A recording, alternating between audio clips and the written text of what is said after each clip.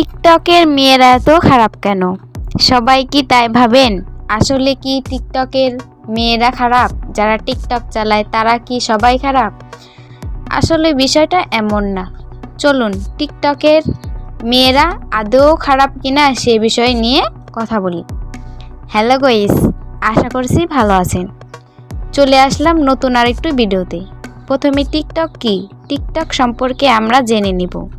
TikTok একটি জনপ্রিয় social media platform যা ব্যবহারকারীদের শর্ট ভিডিও তৈরি ও শেয়ার করার সুযোগ দেয়। এটি 2016 সালে চীনা প্রযুক্তি কোম্পানি বাইটড্যান্স দ্বারা টুইন নামে প্রথমে চীনেই লঞ্চ করা হয়েছিল। পরে 2018 সালে আন্তর্জাতিকভাবে টিকটক নামে পরিচিত হয়। ব্যবহারকারীরা 15 সেকেন্ড থেকে 3 মিনিটের মধ্যে ভিডিও তৈরি ও শেয়ার করতে পারে।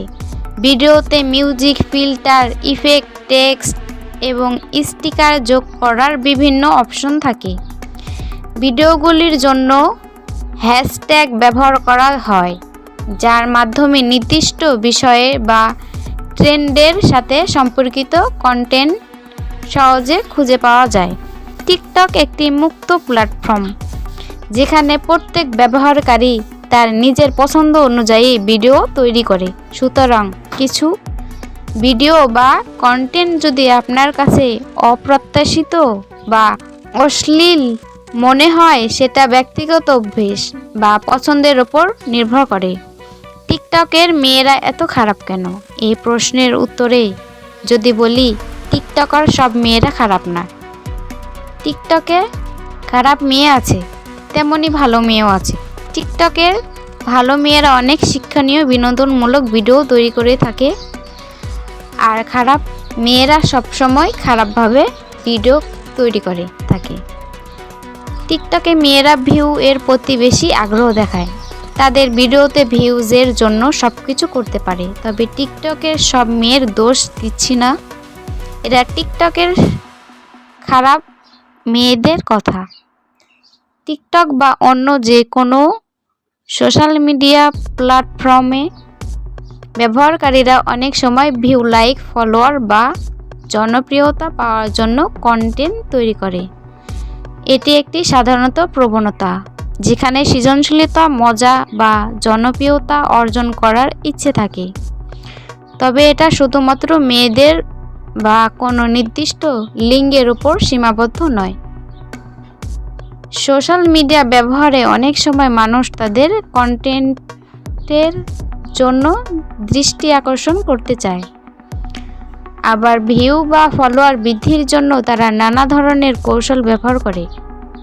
এটাই মূলত টিকটকের মেয়েদের খারাপ হওয়ার কারণ তাদের ভিডিওতে যখন ভিউজ হয় না, তখন তারা নানা উপায়ে ভিউজ আনে। এজন্য তারা খুব বাজেভাবে ভিডিও তৈরি করে। এজন্য টিকটকের মেয়েদের পোশাক এত ছোট হয়। তবে এখানে আমি সব মেয়েদের খারাপ বলবো না। অনেক মেয়ে টিকটকে শিক্ষামূলক ভিডিও তৈরি করেন, যেখানে তারা বিভিন্ন বিষয়ে যেমন ভাষা, শিক্ষা, স্বাস্থ্য, সচেতনতা, সৃজনশীল কার্যকলাপ বা বিজ্ঞান শেখান। টিকটকে ভালো মেয়ে আছে যারা ভালো ভিডিও তৈরি করে। এটি বলা ঠিক হবে না যে মেয়ে মানুষ সকলেই ভিউজ পাগল। তবে কিছু মানুষ, মেয়ে বা পুরুষ, সোশ্যাল মিডিয়াতে জনপ্রিয়তা বা ভিউজ পাওয়ার জন্য বিভিন্ন ধরনের কন্টেন্ট তৈরি করেন। এর পেছনে বিভিন্ন সামাজিক এবং মনস্তাত্ত্বিক কারণ থাকতে পারে। মনোযোগ ও পরিচিত অনেকেই সোশ্যাল মিডিয়াতে ভিউজ পেয়ে মনোযোগ এবং স্বীকৃতি চান। এটি মানুষের জন্য একটি ধরনের আত্মবিশ্বাস এবং সামাজিক স্বীকৃতি অনুভূতি তৈরি করতে পারে। স্বীকৃতি বা পুরস্কার একটি ভিডিও বা কন্টেন্ট যখন বেশি ভিউজ পায়, তখন সেটি একটি ধরনের পুরস্কার হিসেবে কাজ করে। অনেক মানুষ সোশ্যাল মিডিয়ার মাধ্যমে সৃষ্টির আন্দোলন এবং স্বীকৃতির অনুভব লাভ করতে চান। আত্মপ্রকাশ কিছু মানুষ সোশ্যাল মিডিয়ায় নিজেও সৃজনশীলতা প্রতিভা অথবা জীবনের মুহূর্তগুলো শেয়ার করার মাধ্যমে নিজেদের পরিচয় তৈরি করতে চান। এই প্রক্রিয়াটি তাদের আত্মবিশ্বাস বাড়াতে পারে। ট্রেন্ড ও চ্যালেঞ্জ। সোশ্যাল মিডিয়া প্ল্যাটফর্মে বিশেষ কিছু ট্রেন্ড, চ্যালেঞ্জ বা ভাইরাল ভিডিওগুলি অনেক মানুষকে প্রভাবিত করে। যারা ভিউজ বাড়ানোর জন্য এসব অংশ হতে চান। Personal branding. বেশ কিছু মেয়ে, বিশেষ করে ইনফ্লুয়েন্সার, সেলিব্রিটি বা সোশ্যাল মিডিয়া পেশাদার সোশ্যাল মিডিয়া ব্যবহার করে নিজেদের ব্র্যান্ড তৈরি করার জন্য। এতে তারা ভিউজ এবং ফলোয়ার বাড়ানোর চেষ্টা করেন, যারা তাদের পেশাগত ক্যারিয়ার এবং ইনকামের ক্ষেত্রেও সাহায্য করতে পারে। তবে সব মেয়ে বা পুরুষের উদ্দেশ্যে এরকম হয় না। অনেকেই সোশ্যাল মিডিয়াতে শুধুমাত্র বিনোদন বা সৃজনশীলতা প্রকাশ করতে চান। তাদের উদ্দেশ্য ভিউজ বা জনপ্রিয়তা নয়।